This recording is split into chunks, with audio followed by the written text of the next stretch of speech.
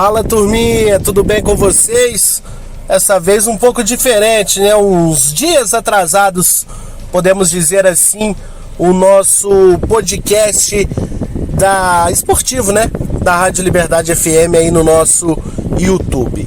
Bom, nesse meio tempo, nesse intervalo, tivemos Copa do Brasil, tivemos também alguns confrontos da Série B adiantados e também da Série A, enfim, vários compromissos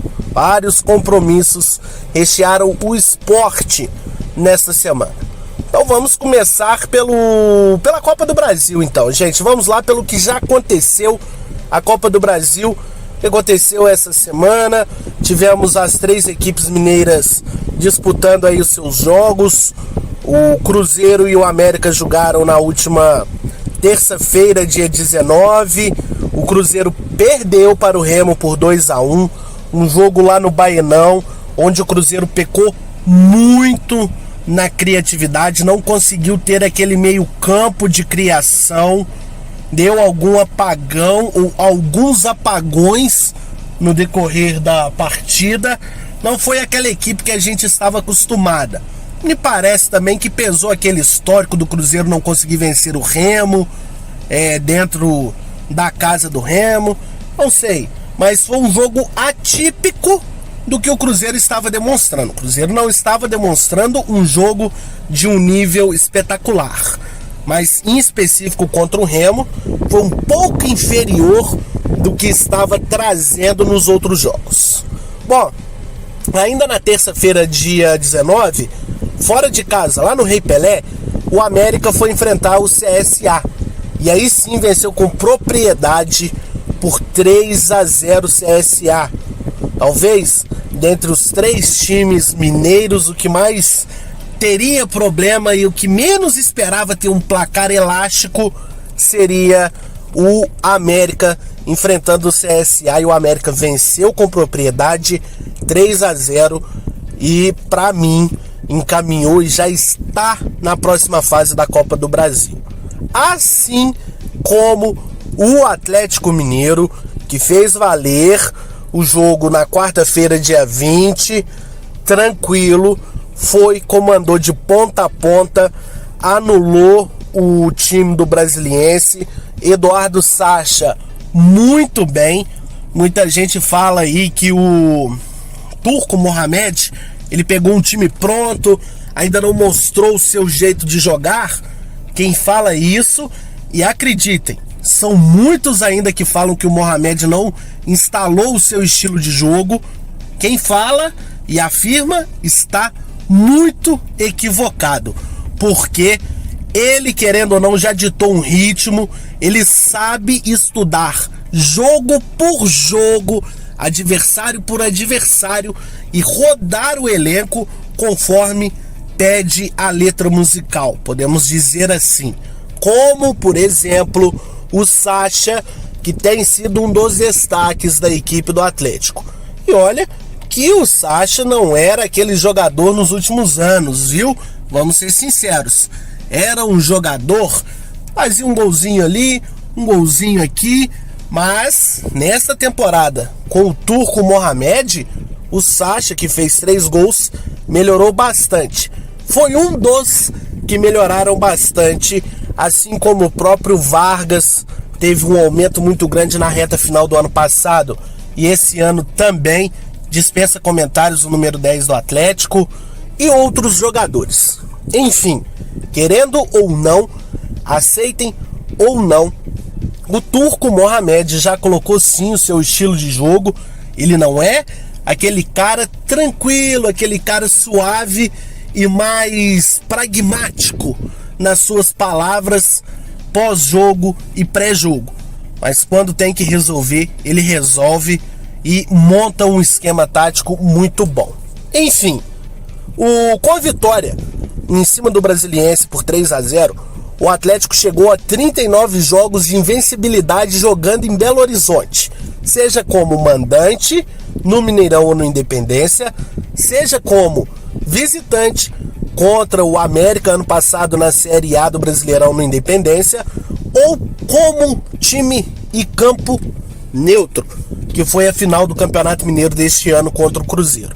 O Atlético, nos últimos 39 jogos que ele disputou em Belo Horizonte, já contando com o do Brasiliense, foram 34 vitórias, ou melhor, 35 vitórias e apenas 4 empates. É, sim, um grande número e um potencial a mais para uma equipe ganhar títulos, assim como ganhou ano passado 2 títulos, né? 3, vamos dizer, né? Mineiro, Brasileiro e Copa do Brasil. Bom, já que encerramos aqui a Copa do Brasil, rapidamente os jogos serão no mês de maio. O Atlético no dia 22 de maio, num domingo, o América joga contra o CSA no Independência dia 10 de maio, lá no Independência, e o Cruzeiro na quarta-feira, dia 11 de maio, às 7h30. Esses os jogos da Copa do Brasil.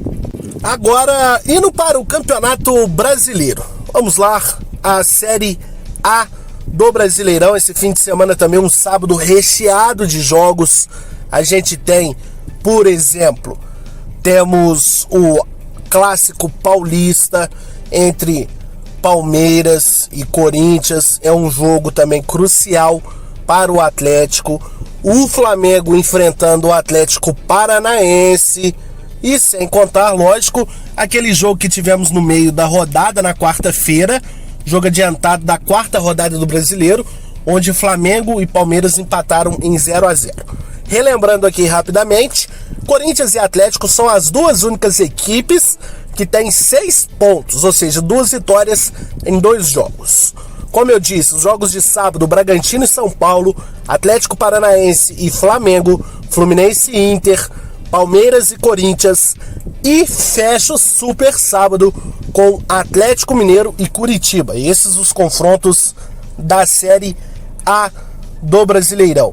Enquanto isso, vamos ter também o Cruzeiro na Série B, a segunda divisão do Brasileirão, num jogo mineiro contra a Tombense, que vai ser sábado, dia 23, na manhã, no próximo sábado, às 7 da noite, lá em Muriaé. O Cruzeiro precisando vencer, galera.